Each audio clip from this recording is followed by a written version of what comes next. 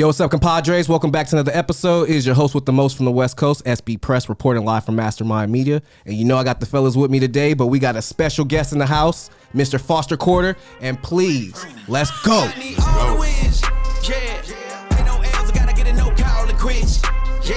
Gotta keep on moving no matter how hard it gets. Better move out the way because I'm coming with harder hits. Worst thing I ever did was go to a veterans retreat for, veterans, because I had put that shit in a suitcase and locked it away from the time I left. So I had a life. I was cool. I didn't get up until during COVID when I was supposed to film a retreat with like 15 veterans and stuff, right, in Palm Springs, or Joshua Tree.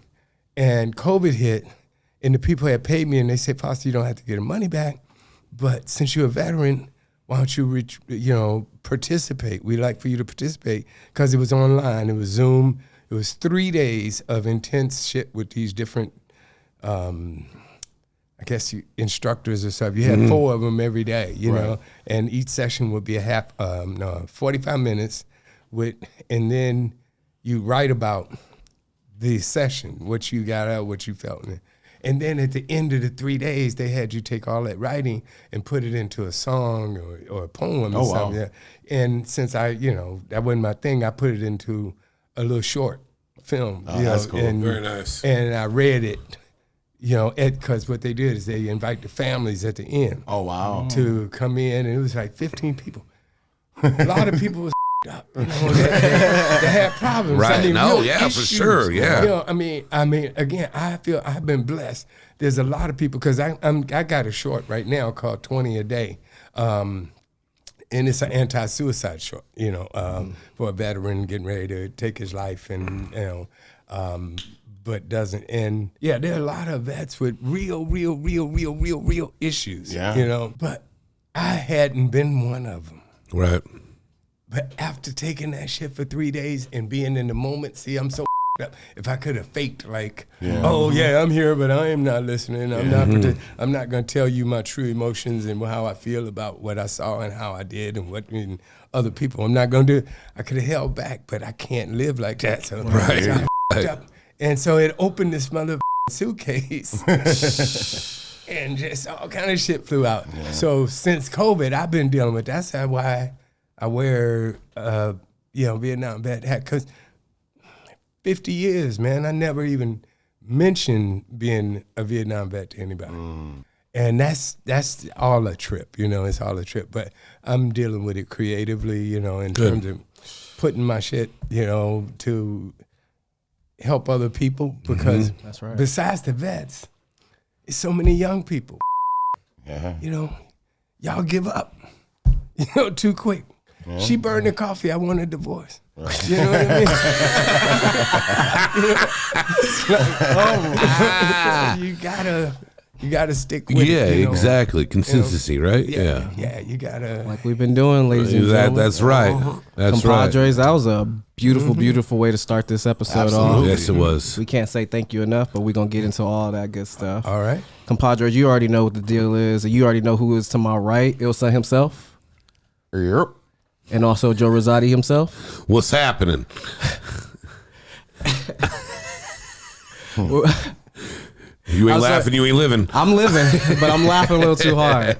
But without further ado, let's get into the man of the hour. Ladies and gentlemen, we have amazing artist, producer. Somebody behind me. Oh, no, it's all you, brother. It's all you. Big name in the entertainment game on all forms. Entrepreneur at his finest. When I say started from the ground and now we up here, this man, without further ado, Mr. Foster Quarter, please. And gentlemen, give it up. A lot of first of everything, man. There's a lot of first, and I want to break into that. We appreciate you taking the time. I'm really looking forward to this. It was fun talking to you downstairs for a while, so this is going to be a great time. Well, thank you. Thank you guys for inviting me, man. Absolutely. I'm always open to share, in every way. And I got to tell you, it was really, really refreshing to walk in and meet you guys and say, oh, it's a group of smart young guys. That's great. So, Thank you, man. Yeah, Thank you. Awesome. yeah. My mom used to have a saying, right? She said, when you first walk in the room, they're gonna assume you're a fool. When you open your mouth, you prove it. Yeah. So to walk in the room, I'm very receptive to what people say, and in the first 5 minutes, you can tell who people are, and you guys all passed the test. Thank you. Man. That is a very true statement, and I'm glad I passed. So that's good. That's so true. That is so true. It's so true. Absolutely right, man. I read the room just the same way. So We try to be A1 from day one. yeah, for sure. Yeah. But we definitely want to get this started off with our segment, Let It Fly. Okay. We're going to throw some images back here on the screen. First thing to come to mind, Okay. Let It Fly. Yeah, this should be fun, man. You're gonna like this. So we dug deep for these catered towards ones. you, so you gonna Yeah, we dug real take you deep. down memory lane, maybe. Who knows? Oh God, that's dangerous. All right. Sure. I'm game. Let's do this. Let's try. All right. got a little bit of everything. So Gotcha. Okay. 3, 2, 1. Oh, okay. Hey, gotta love it. Okay. Wow. I hope we can all be him. Oh, okay. Girlfriend, 8 months pregnant. She's 29, dude. Who is that? Really? That's Al Pacino. That's Al Pacino. Oh, right? She's that's 29, the man. bro. That's the man. God himself. bless him. 83. 83. That Viagra's Just working. letting you guys know, 83 and still going strong, y'all. I mean, I don't know what happened on The Irishman when De Niro and Pacino were working together, but they both popping them all out now, and they both up And there, they bro. taking them double But Viagra. they doing something, bro. You They think taking them double you think pills. Blue Chew has anything to do with this? I was just gonna say, Blue Chew? shout out to Blue Chew. That would love for them to sponsor us. That's Right, Blue Chews all day. Ooh, I mean, 29. 29. I laugh. Listen, he got, I mean, I keep on thinking I take my should, hat off to him 'cause- I always talk about I shouldn't date younger women. I'm always, oh shit, he's doing it. right. Well, he's got money. Yeah, so. he does. He I laugh does. when I see dudes younger than me buying those rhino pills and stuff like that. I'm like, dude, really? Right. And he's Already? still getting it. Oh, hey, man. No, that's amazing. So off to good for Pacino. I just, like I said, I think it's crazy. I couldn't believe it when I read about this. I said the same thing. I was like, damn, good for him though. Yeah. yeah, God bless him, man. You had me lost. gonna I be was like, set. really? He was like, no, for real. I was like, okay. Right, but It's real. But it's unfair to the kid. Of course it's it like, is. Kind of, Yes. I never knew my daddy. He was 83 when I got with him. He was 84 when I was born. So He was paying people to play catch with him. yeah, Someone else taught me how to ride a bike. He just observed. exactly. He'll have that Pacino name though. Yeah. And that's gonna go far for him. Yeah. Yeah. Well, Yeah. Yeah. All right, what we got next, big dog? 2, 1. Oh, the Oh, damn. that's Rick James, ain't it? Street songs. Party. Hey. Man, a good portion of my life. It was a good time. All of Rick James's years. Yeah. Oh yeah, she's a very freaky girl. Right, that's a great song. That's the bass, the background sound of my life. Yeah. Yeah, it's woo-hoo. Now, James. I know they loosely played with this and stuff, but I really want to know if he really said, yo, couch, in that moment. I really want to know if he was really stumping the Dave yard on Chappelle. somebody's couch and stuff. Because they have some crazy backstories on him. Yeah. You know, they're developing the TV series. Yeah. Yeah, That's cool. yeah, that is cool. I would like to see that. yeah. Yeah. When I think of that and I see that photo, outside of the music, I just think it's the stories, man, and the craziness. And I heard he was the king of Los Angeles, king of New York, wherever he was at that creative. time. Yeah, no, he was. Yeah. He was at the top of the food chain. Top of man. the food chain. He did it right, And again, when I was telling you guys about all the great artists that are young, Another Right. right. Yeah. It's like so many of them just burn out. Yeah. Give their all to everybody and then burn out, huh?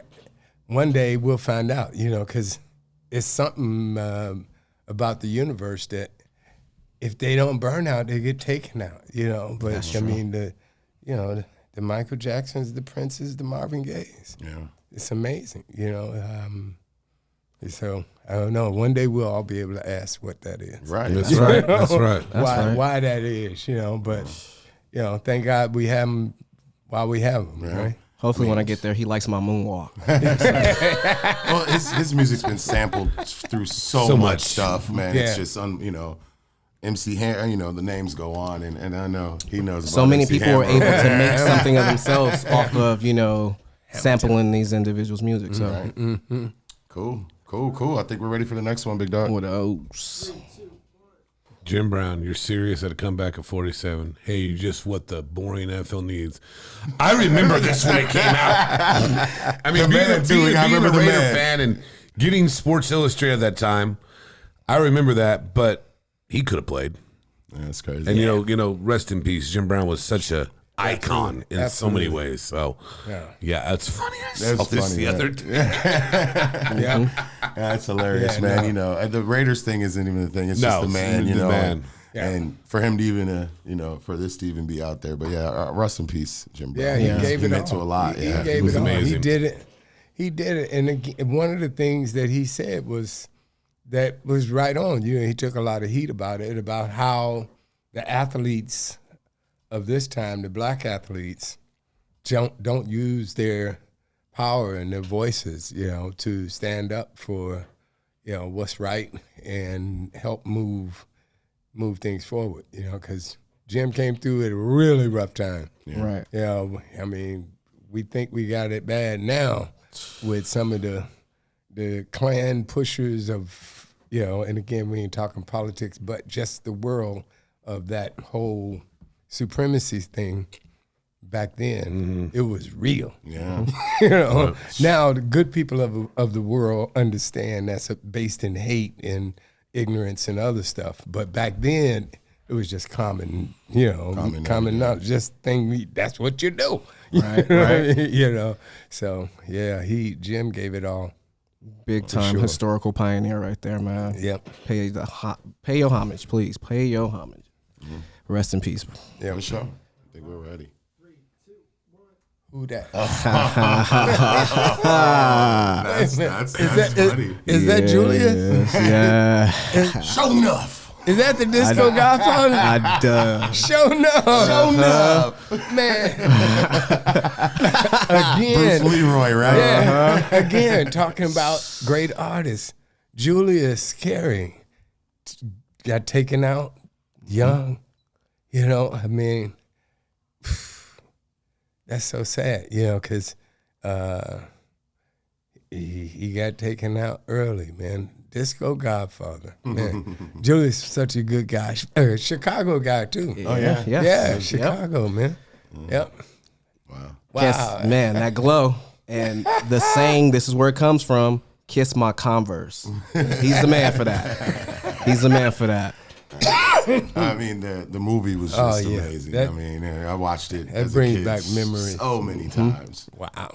So the visuals at the time were really cool too. So, it's a staple of childhood for me. I just think he was ahead of his time, too, at that time, It definitely helped a lot of black families get introduced to martial arts, too. Absolutely, Right. man. So, Especially at that time. I mean, we would go to Blockbuster and get The Last Dragon. The movies all the time. Right. really ran it. But again, his first movie was The Disco Godfather Yeah. with Dolomite. Yeah. Yeah. Oh, yeah. Yep. We get there. Yep. Sure was. Uh-huh. Julius. Yes. Who's that? Who's that, Pete? That is the great. Y'all are giving me with that one. That's my man. Yes. Yeah, that's Yes. definitely the greatest dug. basketball player that ever picked up a basketball. I hear you. Bar none, regardless of what anybody tells you, and they try to put the hype and bend the statistics, and the first one in 6 months in 32 minutes, and to be the first. Yeah. That's the cat. When you look at the stats, when you look at the records, he holds way more than anybody else, and they always will. But I understand marketing and the NBA and the kid and all the sports teams. You always have to make the audience feel like they're watching the best of all times. Right.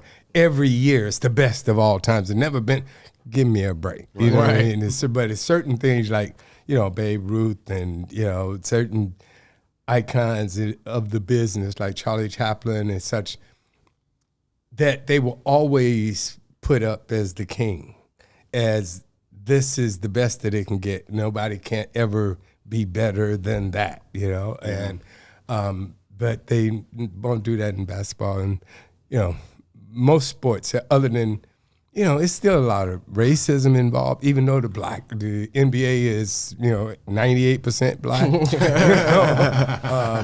it's still, so, but Wilt Chamberlain, they don't give him the credit that he deserves for a lot of things, because it's a lot of unknown things about Wilt Chamberlain and sports that they never even talk about, so. And, speaking of Jim Brown, they did things behind the scenes, and didn't go out front, about. And him and Martin Luther King were like that. They held up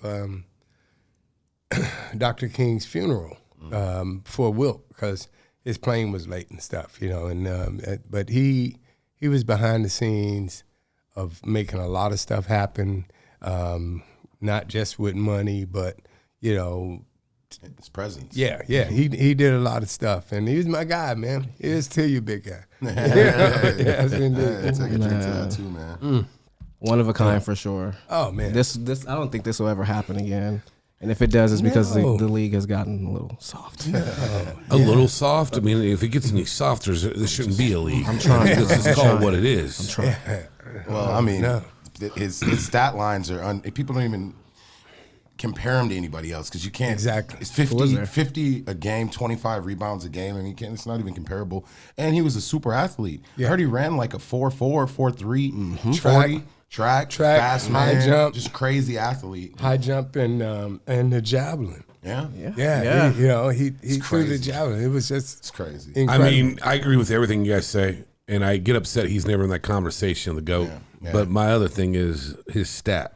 His one stat no one talks about. I think I know where you're going with this one. 20,000 women. That man was he was balling on and off the court. He was taking care of He was a business. baller. Yes, he was. Ball so I don't even know how he can come up with that number, but good for him. Well, see, the whole thing is, okay.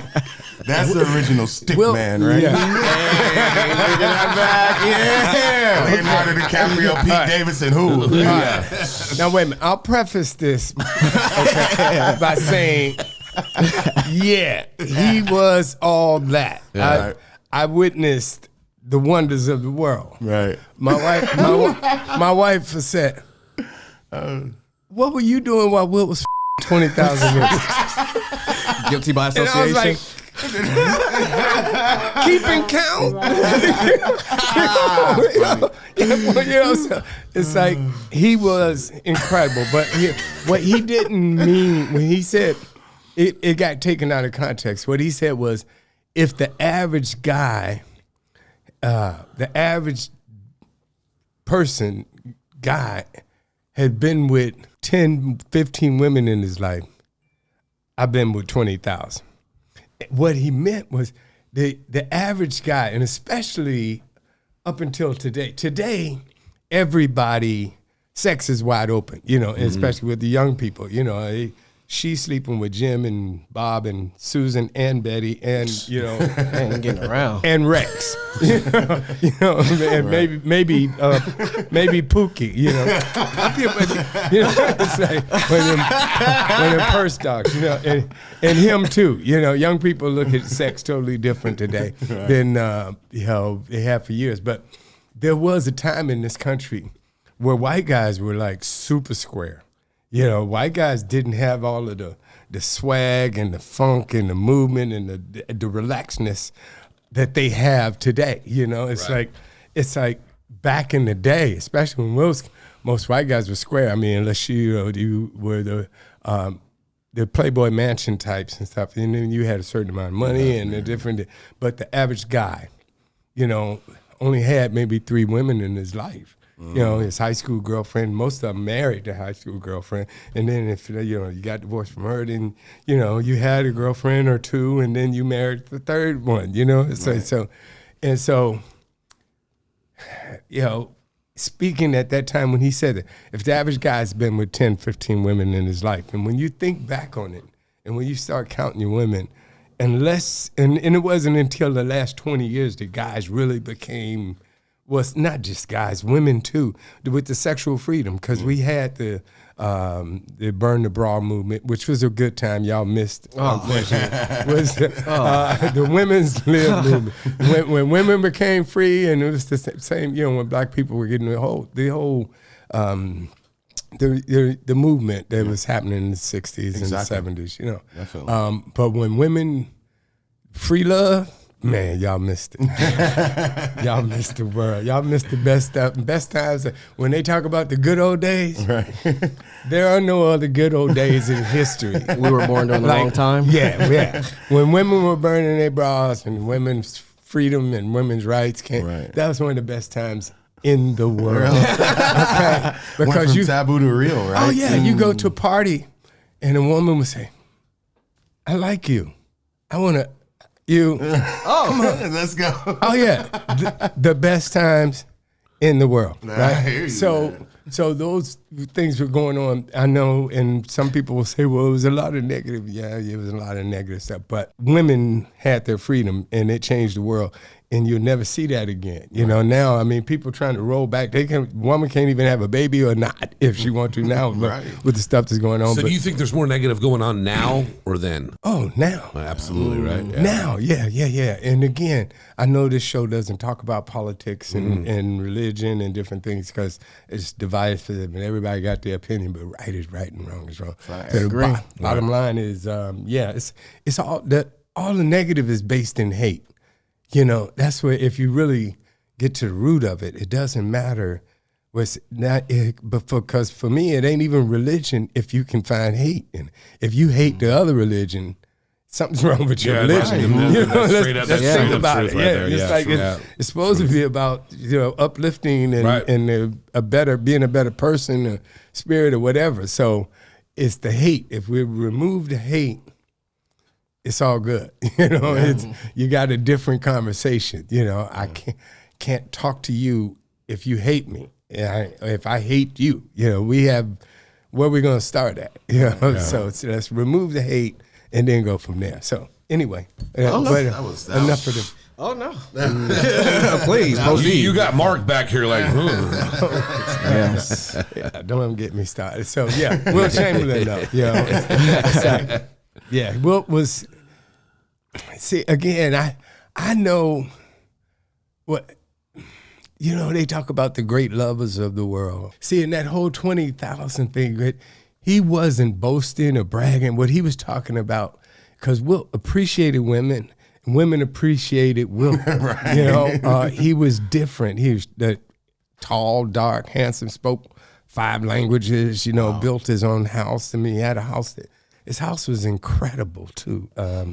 It was in books and stuff for a long time, and because it had no right angles in it. And That's the one on Mulholland Drive. on Mulholland, right next, right that's next one to of the. Farrah Fawcett's house. And, Yeah. you know what I loved about it was you could jump in the swimming pool in the living room. Oh, You know, yeah, it was like about big as this table and a little one. shit, you know there were some crazy ass nights in that living room. Yeah, and some Crazy stories going on there, man. Yeah, you could swim up under the house, out to the swimming pool. Oh, wow. It was like it was There's some crazy shit Yeah. going on there. Oh man, in his bedroom, right. So this bedroom, he had 2 king size water beds put together. Wow. Yeah. So it's like, well, that was in the downstairs room. His bedroom was just 2 king size beds, right? But his bedroom was amazing. It's like there was a pyramid over the bed, and he could hit a button and the roof retract. Oh. So you're looking out into the stars and shit, you know, and you can see the Big Dipper. You know, it's like, and you see the Big Dipper inside the bed. Then you look over at her and like, gotcha. and his curtains were on, you know, remote. So the room, half the room was like 180 was window and wall where you could look out over Beverly Hills and to the ocean. It was like the ticket, you know. And so this cat was unlike any other human being at that time. One, he's on top of the sports world. I mean, imagine what LeBron and you know, Kobe and all of the, you know, quarterbacks and stuff are today. Yeah. What was. And he was educated. You know, he was so smart. The one thing I used to watch Will was he had this one thing to separate him, because women were attracted to him, of course, because his size and what have you. But he was just smooth, man. He was as smooth as any man would ever want to be. Right. When, you know, being a man and being single. He wasn't ever married. He was confirmed bachelor, and that was his thing, being single. But Will could speak languages. But the most amazing thing that I ever saw with Will Chamberlain, we'd meet a young lady, and no matter where she was from in the United States and a lot of countries, Will was, you know what? I'm from so-and-so too. Start speaking it to her. Yeah, like right, either from her little town in Chitlin Switch or wherever she was from, he'd be from the next town. and you know how deep you have to be able to say and run a line like that? Yeah, man. Because you'd have to have traveled the entire world, the United States and you know, the world. But because he played college basketball and then he went to the Globetrotters before he came to the NBA, he had been everywhere and seen everything. And he had the mind that was just sharp.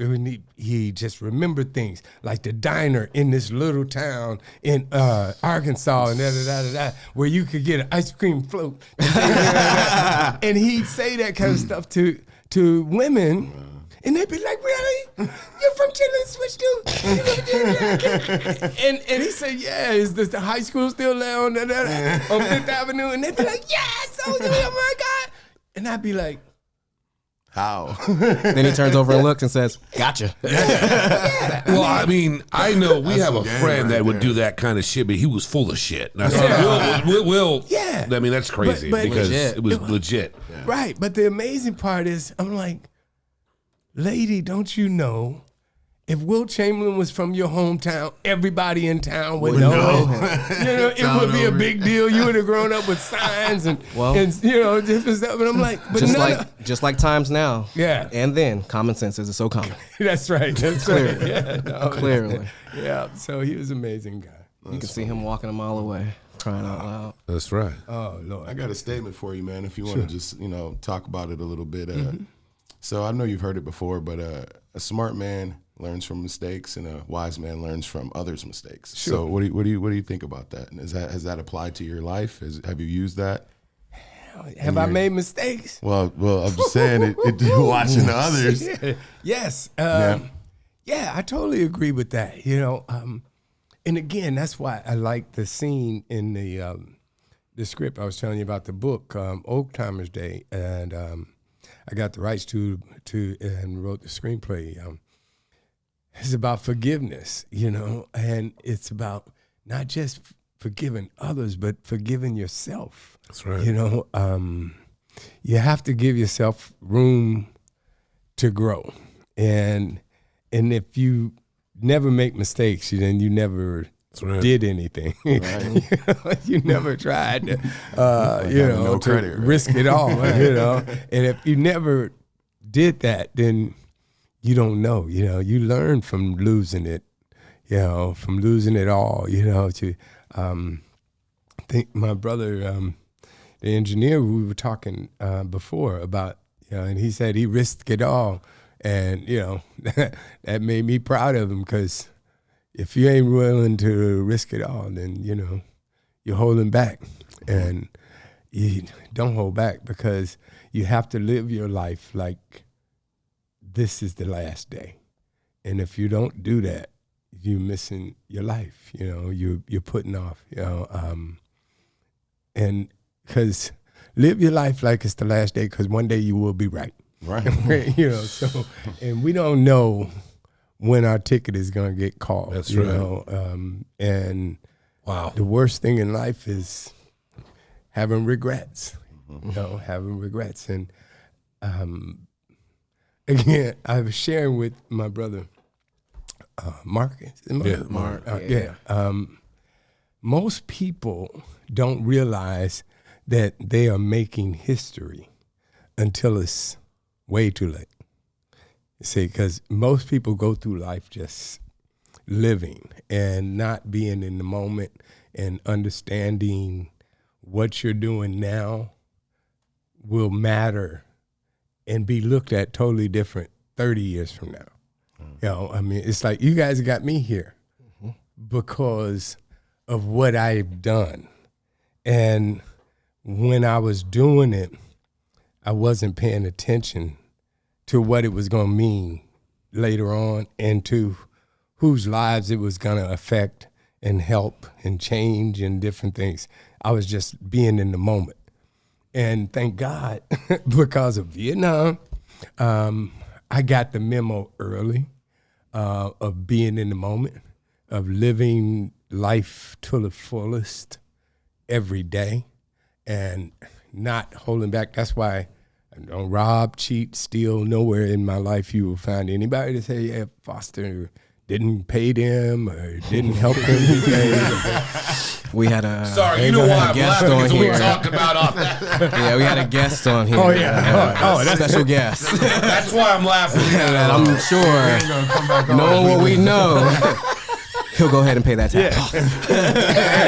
Foster, if you want me to talk about the point system, I want like 10%. That's it.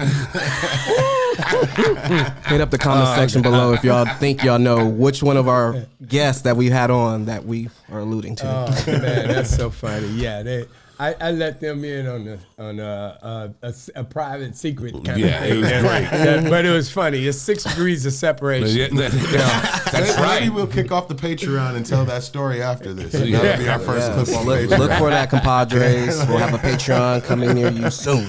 We'll do that right after the episode. Right? Yeah, look at some of the episodes. That's what I was doing. Oh, man. But yeah, touching the basis on, being a vet, thank you so much for, everything you've done. Yes, thank you, man, for your services, bro.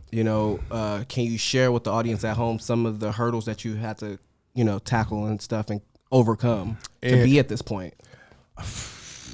And start where you're from, man. Where you're from, Chicago, From and then South side of Chicago. Got you. South side of Chicago. Obama. No, I mean it's like I say that because being from the South side of Chicago is just one of the most armpits of the world. Unfortunately, and it's a lot of hate. But being from there and having the reason I went to Vietnam is I forged my birth certificate. I started forging it at 15 years old to get away from the street gang on the South side of Chicago. So I'd rather go to Vietnam, and it was one of the best moves in my life. Yeah. But being from the South side of Chicago and being a vet and street gangs being such a part of me because I saw and I was caught up in that, and not because I didn't have any choice, because it was in our neighborhood and our neighborhood was infested, and we got sucked into it because, if you wanted to walk around and not get beat and your mom get beat and y'all get family house get burglarized every 2 days and whatever have you, then you conform. Was that Vice Lord, GD, BD? Blackstone Range. Blackstone. Which later became the L. Rukins. And, so it's like Obama was one of the first lights that, as being a elder brother and, when Obama came up, what he was doing and showing somebody could come from the South Side of Chicago. And although that's not where he didn't come up in the same environment that most of us did, that who are from Chicago. But what he did is he reflected something good in a young black man and the word South Side of Chicago.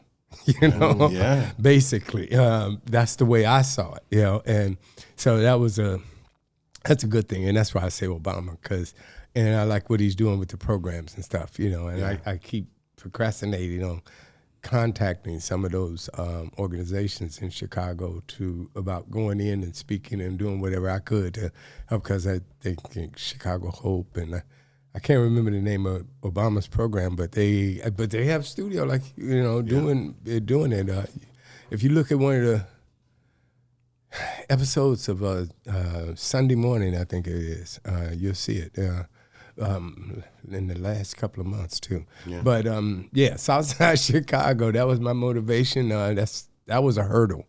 And then Vietnam, a sergeant that changed my life, you know, coming in. And again, I don't know how much time y'all do, but I don't want to go off on a lot of stories. So if it's anything specific, y'all let me know. But we're here to hear your story. Tell your story, brother. Okay. So you forged your birth certificate, and then you got into okay.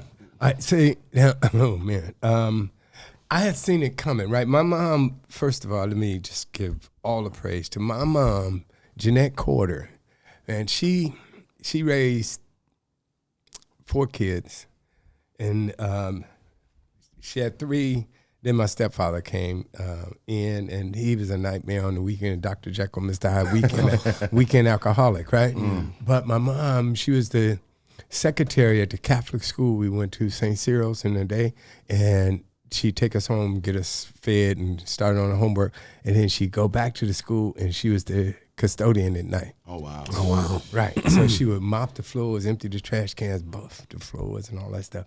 And and she started a newspaper branch out of the apartment building that we lived in, 3-story apartment building, out of the basement, and had us get our friends together. And we used to deliver 300 Chicago Sun-Times newspapers in the morning time at 6 o'clock before we went to school at the Catholic school, right? Mm-hmm. And so she managed the apartment building, and we used to stoke coal and, you know, all that stuff, vacuum the hallways. And she ran that for the German guy who owned it, named Otto, a good guy. And she drove taxi cab on the weekend, you know, and, you know, it was like amazing woman, you know. So when somebody says, well, I can't go to school and work at the same time. Right? You want one job? Give me a break. You know, that shit don't happen very often now. There's no way. No, they don't work. We talking 3 jobs and 2 is at the same spot. Yeah. So, yeah, exactly. And so, you know, that's fact. So but I had to escape the street gang because these guys, they tied us up, me, my brother, and 4 other guys. And beat us for hours. And I know I was in trouble because the first guy they stood up and beat up was this guy's brother-in-law. And they knocked out all the teeth in his mouth. And he was married to his sister. Yeah. So you were like, I am in trouble. We're in trouble. Yeah. He kept that in the family for sure. Yeah. Wow. Know, so, and, you know, so I was the last one they beat up because I had this little group of smart guys. And then, you know, when you're involved in criminal activity, the other criminals hate a smart guy. Oh, yeah. You know, that ain't the guy to be because, you know, you wouldn't, as they say, you wouldn't be a criminal if you were smart, right? You know, so if you in a group of guys who are not smart and you trying to be smart, you know, they don't like you. So a lot of these adults, and I was 13, 14, 15 during this period, they were all like 19, 20, 21, 22, 23, 24, like that, hardened gang member criminals and stuff, right? So, I had my little group of guys, you know, my little burglary ring, you know, but I was the different kind of burglar that they hated because I wasn't breaking into people's houses and the stores. And so, like, I did shit like I might break into something once or twice a year, but I broke in a grocery store and emptied the grocery store out. Right? It's like a big lick. Yeah. Right. And then, I like that. Yeah. and got away because Smart. I gave all of the food to everybody in the neighborhood. Oh, wow. You know, all the perishables and everything. The only thing we kept was the cigarettes because we could sell those, you know, and so, to the older people. But we gave away milk and meat and all that stuff and canned goods, you know. It's like, and that's why we never got busted because nobody ever told. 'Cause I was like this Robin Hood. Right. I was gonna say the Chicago Robin Hood. It was Literally. I was waiting like. Yeah, well, no, we loaded the whole grocery store into 2 empty 3-bedroom apartments, you know, and gave stuff away for the next like 3 days. Yeah, so canned goods was the last stuff to go, but that same day we we gave away all the milk and the meat and stuff. But we almost got busted because there was, if somebody had been, you know, if they were the police of today, Right. you know what I mean? You guys would have been. There was a trail of Spam cans. It went down the alley and across the fences and shit. You know, so, and nobody didn't know it. We didn't notice it until later on. You know, that day. It's like it was Spam cans every like 40 feet. Right. You know? The original New Jack City, for sure. Yeah. So anyway, but yeah, Southside Chicago had to escape that. Right.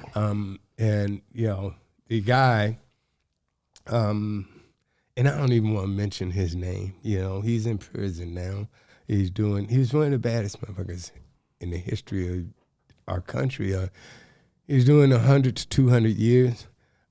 He can't even have visitors. That's how bad this brother. Dang. Yeah, only person he can visit is his lawyer. And Wow. Yeah, and it's like, but it's bad man. He told me that only reason he wasn't gonna kill me was it was too many witnesses. And that's why they let me go, and I passed out on the way home because I had, 3 broken ribs, 27 stitches. I had to get in my head. I passed out. I woke up in the hospital. And how old were you?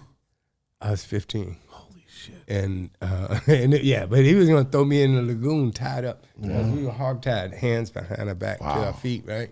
And they had, after they beat me with this nickel plated riot gun, man, prettiest gun I ever seen in my life. It was like Pretty painful.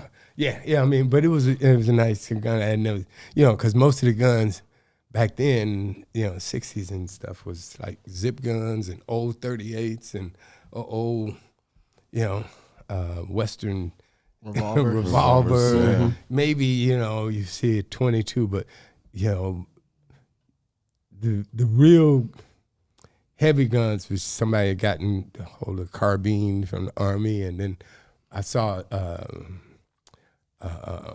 machine gun, Thompson machine gun one time, you know, but there was plenty of guns though, you know, around, but not like today. It's just crazy.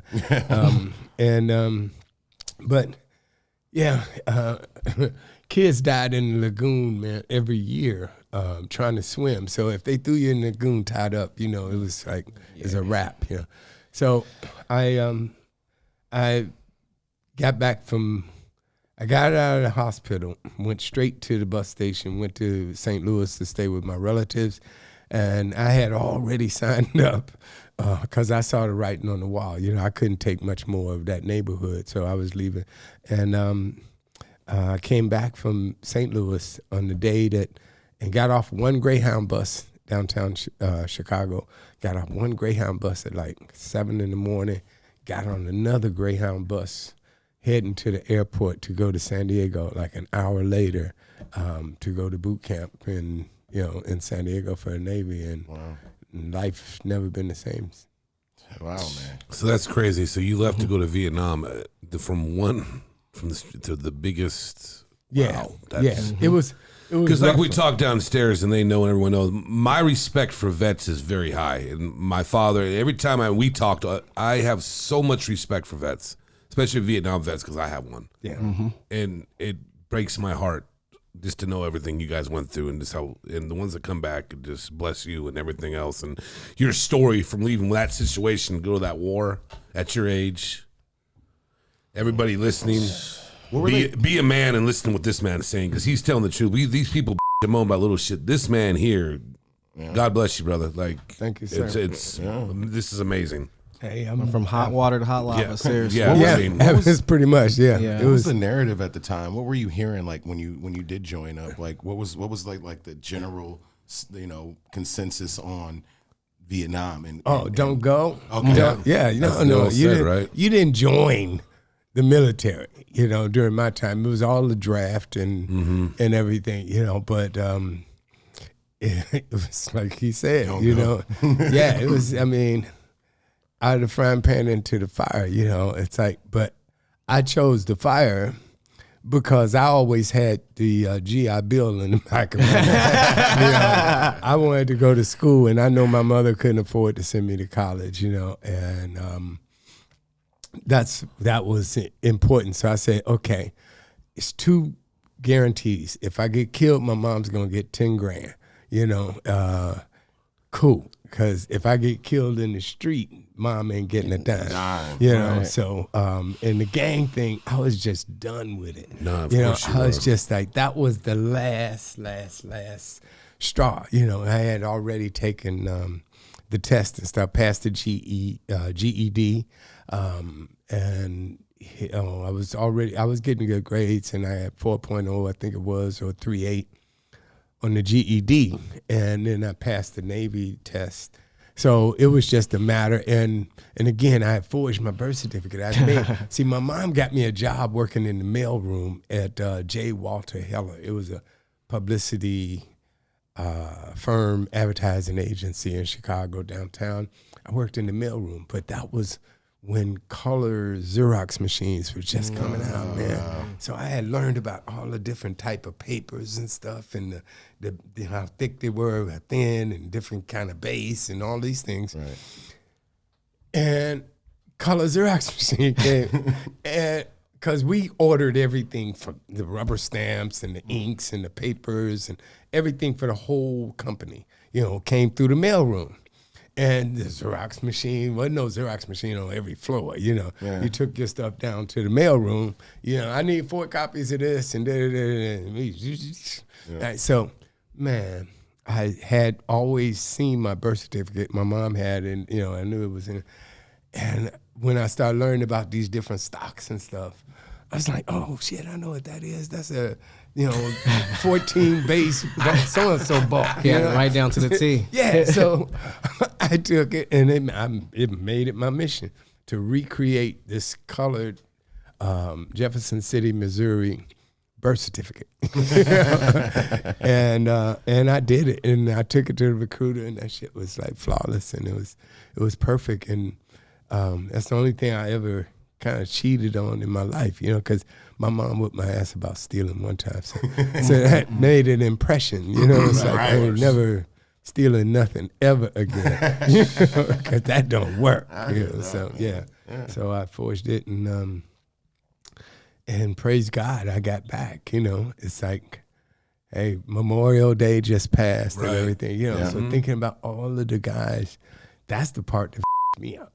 Is like thinking about how lucky, how fortunate, and that's why I don't, I try to take advantage of life, and again, I'll share this with you guys because I don't know how much time y'all got left, but the 3 things that I've learned in life from being, one, close to death a couple of times, and from just living,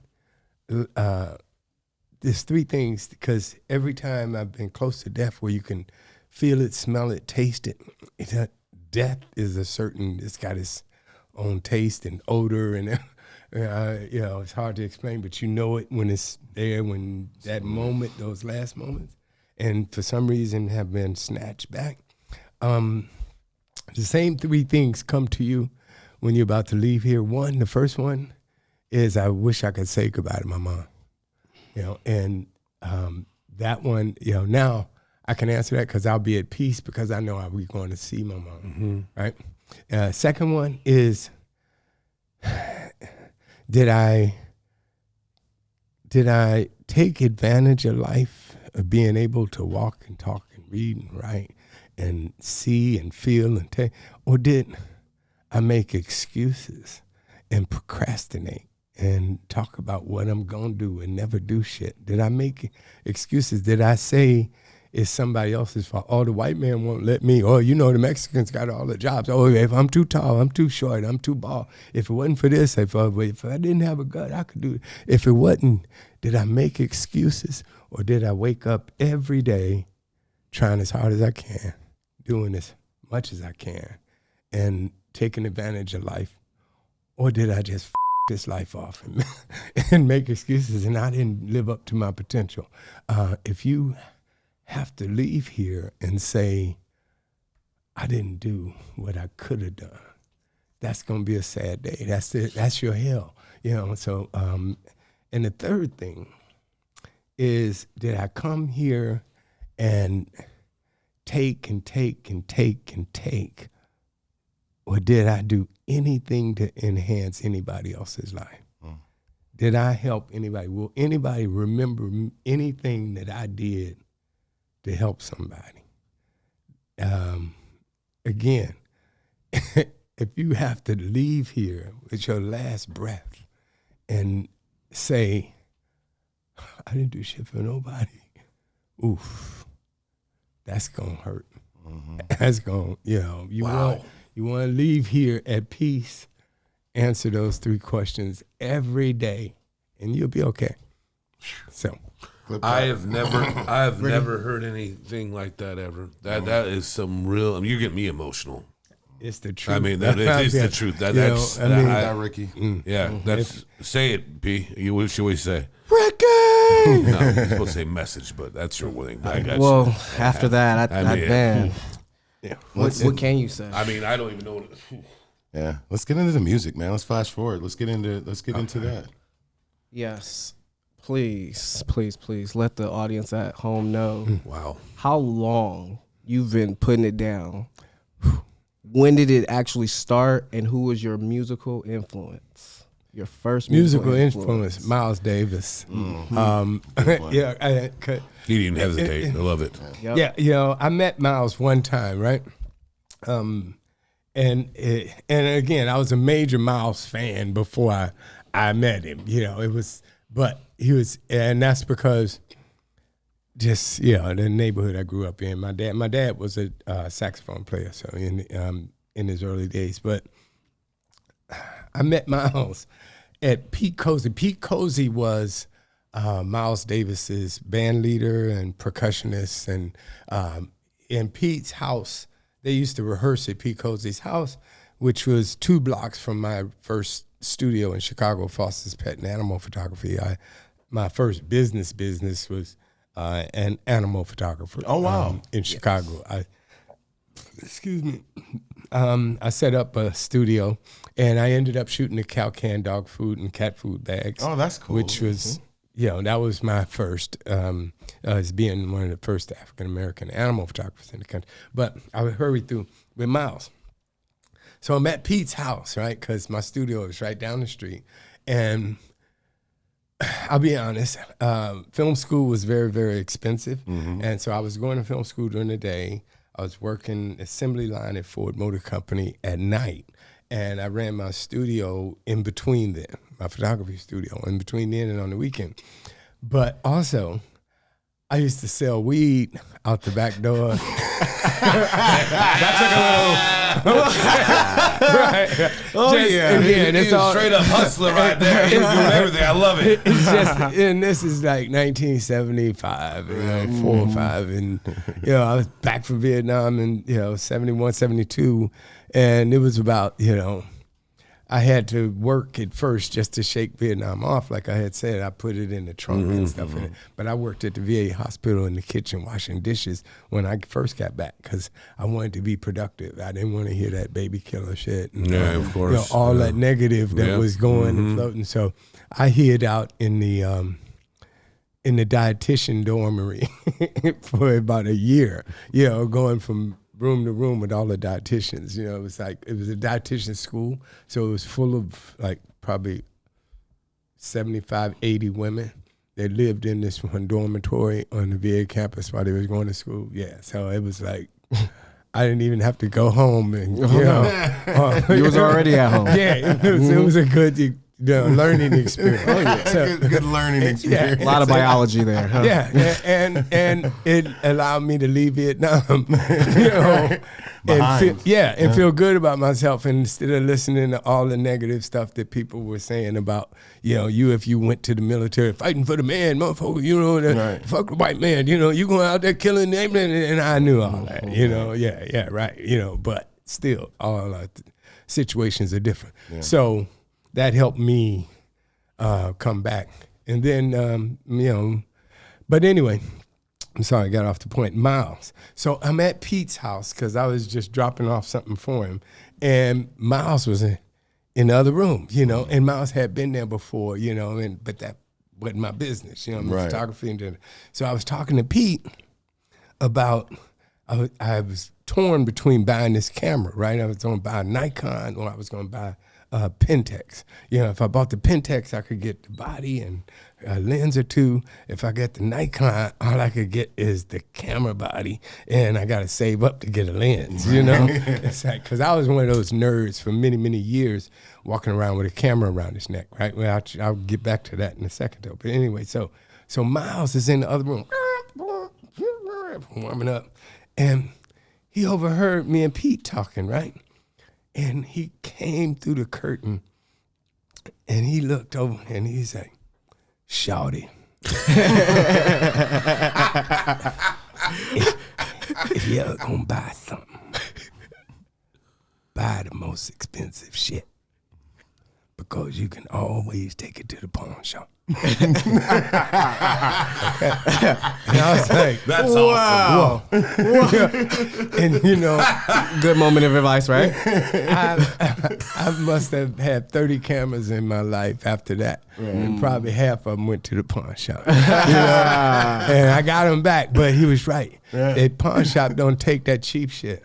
You know, so if you ever need, he said, I remember he said he hadn't had a horn that hadn't been in the pawn shop, right? And it was like, wow, that shit stuck with me, you know? So I bought the Nikon, and it eventually one day it was in the pawn shop. And I thought about Miles, you know? It's like, yeah. But Pete Cozy was a deep dude in himself, you know, because back in the day, all Pete was an army blanket. He had an army blanket, he cut a hole in it. Just Poncho, basically. Put a belt on. Yeah, Pete was deep dude, man. He was deep, but he's awesome. If you look him up, Pete Cozy, a hell of a percussionist and musician. Yep. So that kind of fostered you into the music video scene, right? Or is that further down the road? Oh, it's way further down the road. Okay, Yeah, okay. Let me not skip that. Yeah. I'm sorry. No, that's okay. You can skip. I mean, yeah. because the music video thing.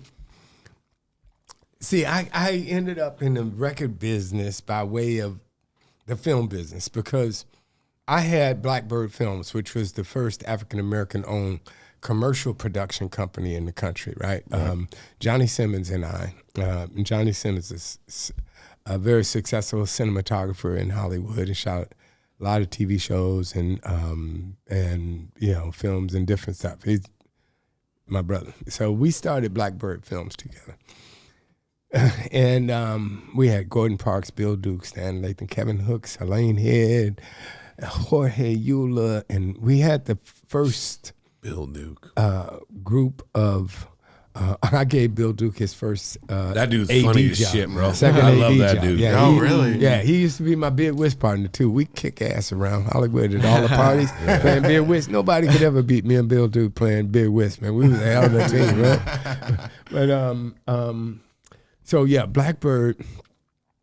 We did the first commercial with a black company that McDonald's ever worked with. We did the most famous one is the one with B.B. King that they used to play all the time before he died with "Hate to Put You Down, but dun, dun, dun, dun." Yeah. Mac Chicken, right? It's like, what you say to Lucille? And then there was a Mac Rib with Sinbad. It's like people always used to say, Sinbad, why is Mac Rib always, only for a limited time? That kind of thing. Yeah, I remember that for sure. So we were the first black company that McDonald's worked with at that time, and that was through Burrell, but it was about giving opportunities. That's what I did at Capitol Records after Blackbird. And the vice president of film and video at Capitol was a Vietnam vet, a Marine. Oh, wow. Yeah, and so you got to understand, at this time, the only people on MTV was Michael Jackson and Rick James had broke in, right? Yeah. But there were nobody of color at any of the record companies in any of the executive suites and stuff. And so the NAACP was putting pressure on all the record companies, and Capitol Records was the first ones to commit. They said that if they could find somebody qualified, they would commit to hiring a music video, film and video executive, right, as director of production. And so I heard this at an NAACP meeting, and I said, well, shit, I'll throw my hat in the rack, in the ring, you know what I mean? It's like, they can tell me no. So I submitted for it, and they called me and said, Foster, Mick Clever would like to meet with you. And I went and I met with them, and it turned out he was a Vietnam vet and a Marine and hell of a man too, bright as I learned so much from Mick Clever. It was crazy.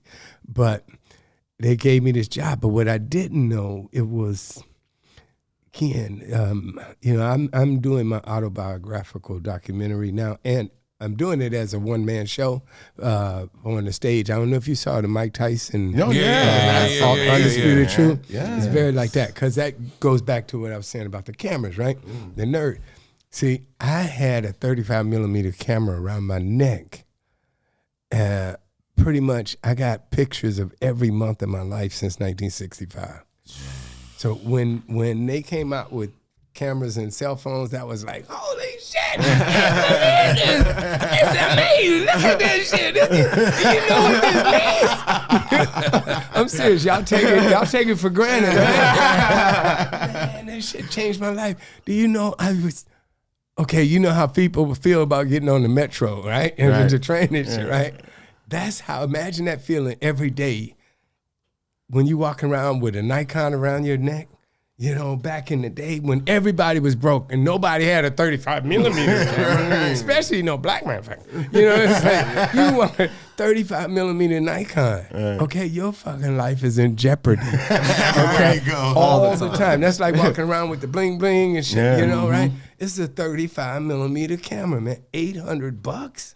It's like $800 is a lot of money today. Yes. You know how much it was in 1970, 77, 75, So, talking about licks, you was walking around like a big lick. Yeah, so I was taking pictures, And the same thing with Johnny Simmons, right? That's why we bonded. But so anyway, I'm writing that, I'm putting that all down now, my memoirs. But just I say the Mike Tyson thing because what impressed me about it was the images. Yeah. And I got images.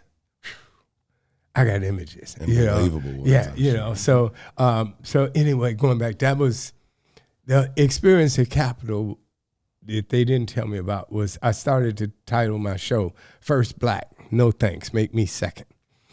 Because that shit's your sacrificial lamb, man. Yeah. The Martin Luther Kings and the Gandhis and all of the people who decided to be the first, person. Shit, that comes with a cost, a lot of self-sacrifice. Right. You have to be bigger than yourself to do it, because when I got that job at Capitol, all the white people said, well, he doesn't know what he's doing. He's just a token. They had to hire somebody black to, chill the NAACP out. And then all the black people from New York to LA who wanted to have a production company or get into the business, right? Because you got to understand, at that time, it was 3 people in Hollywood who you really wanted to know, who were big. They could make you famous. Person that could give you a movie deal and put you in a movie. The person who could give you a TV show and put you, on TV in a TV show. And a person who could put you in a music video that's going to be on MTV and VH1. And Right. You know, so it's like I was one of those people, right? And the black directors and producers, which weren't a shitload of at that time, but still they were there. That's why I got my job, is because, you know, the movement was happening and people wanted to be represented. Well, they all called me Uncle Tom. All he wanted to do is work with white people. He don't want to work with nobody black. Now, before I got my job, these black directors and producers weren't getting jobs anyway. But now that I got my job, it's my fault that they weren't getting it, right? Yes. So it was like a lot of knives in the back. So I had to go within, and I did that till my so-called best friends, who people I was trusting, let me down, and I found out that was backstabbing, and then that drove me to drugs, you know, and because, you know, like Richard Pryor said and JoJo Dan said, fuck them, Rich. They don't understand you. I was like, yeah, Rich, yeah, we gonna get through this shit. You know? So, so that was on point. Yeah, you know, just the real. You know, that was like, so on point. Yeah, so, you know, it took a minute to get level off of that, to back up, to understand what was happening and who, you know. So that was some sacrificial time. But I learned a shitload, you know. I mean, I learned so much. And it was worth it, you know. And then rolling out of that was the digital age. See, because that was like, digital was just barely breaking the surface. I mean, the Adobe rep used to come to my office and say, Foster, I'm going to show you something. This is going to be amazing. You're going to love this. I was like, what is this? He's like, this is be digital editing. You know, all this shit that you're doing and spending, you're going to be able to edit these music videos right in your office one day. Wow. And I was like, bullshit. We were shooting 35 millimeter film, and a hard drive at that time was like this big, about that thick.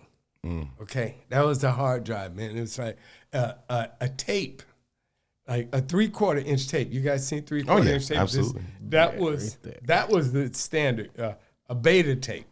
That was as high as you get, but that shit was all analog. Put in a tape, take out a tape. You know, you have 4 machines and you know, a lot of work. But there was a long way from that movie-ola.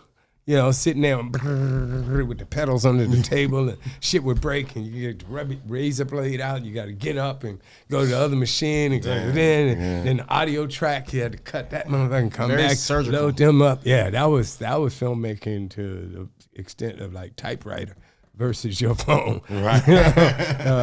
But yeah, and but it was a separation too, because you had people who were dedicated and did the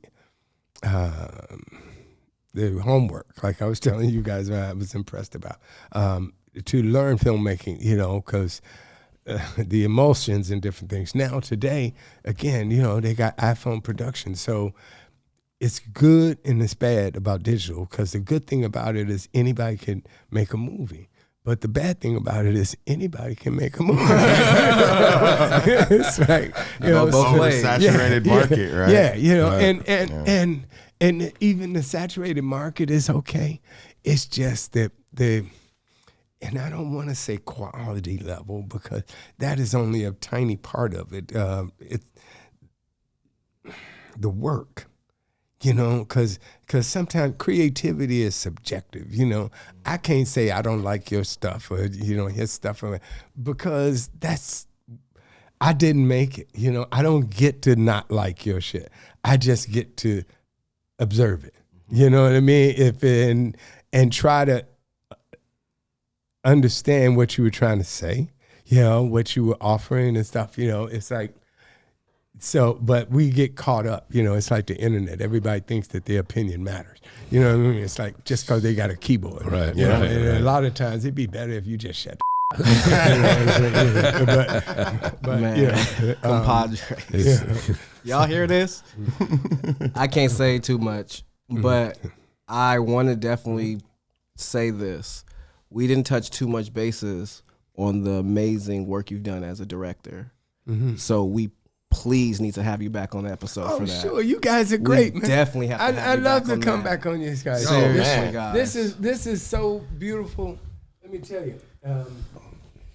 Because these guys are smart. That's the best part. You know, it's like, you know, I mean, it's a pleasure to be here with you guys. It's a pleasure having you on. Thank you so Man, much. I do. Before we get out of here, though, I do got to ask you about Dynamite, Black Dynamite. So is that you got you own that, right? Dolomite. Dolomite. I said Dolomite. Dynamite. That's all right. Black Dynamite. That was My bad. Well, that was a Dolomite. Hey, don't be upset. That was a Dolomite tribute. You know, it's like Michael Jai and them. They was doing Dolomite. Yeah, you yeah. know, it's just that, and I understand how and why they did it like that. You know, there's a whole bunch of shit up around Dolomite. You know, Right. A lot of people.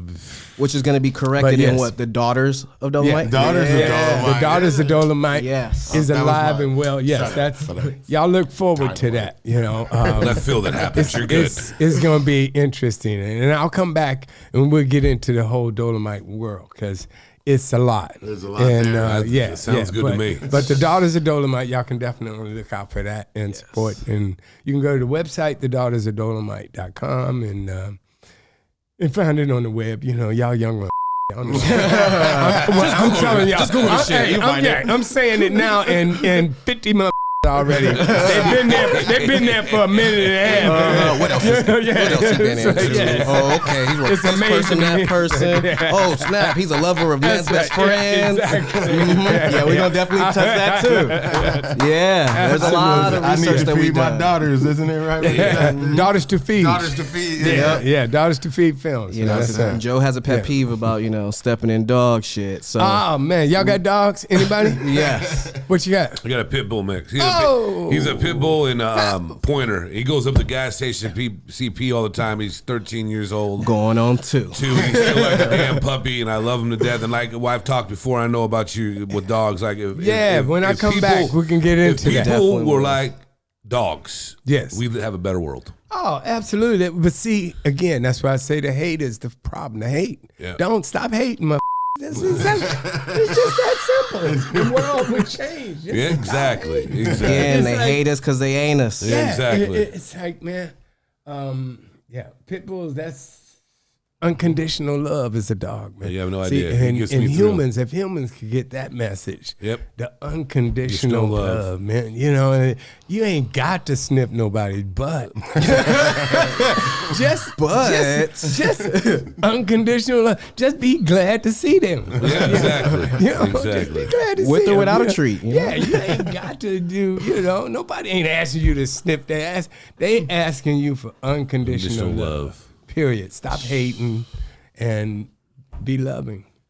Y'all hear that, compadres? And show some love down in the comment section. Like, subscribe, and all that good That's stuff, right. man. Get them numbers up. Get them numbers up. We do this for y'all. Come on now. And as always, compadres, to my left, the man himself. I am _ill son. And also to my right as well. I'm the real Joe Rosati. And you know me, SBP. And Mr. Foster, Yeah. please let them know all the search engines so they can find you. I know they'll be Googling it. But I'll say this. Foster, FOSTER, period. Foster Quarter. After that, they're young motherfuckers. get to Googling. We'll make sure to Get tag to you in Googling. the Me, I'll be description like, there, how yeah. they do it? I send my daughters a text, and before I can pull my thumb off the phone, they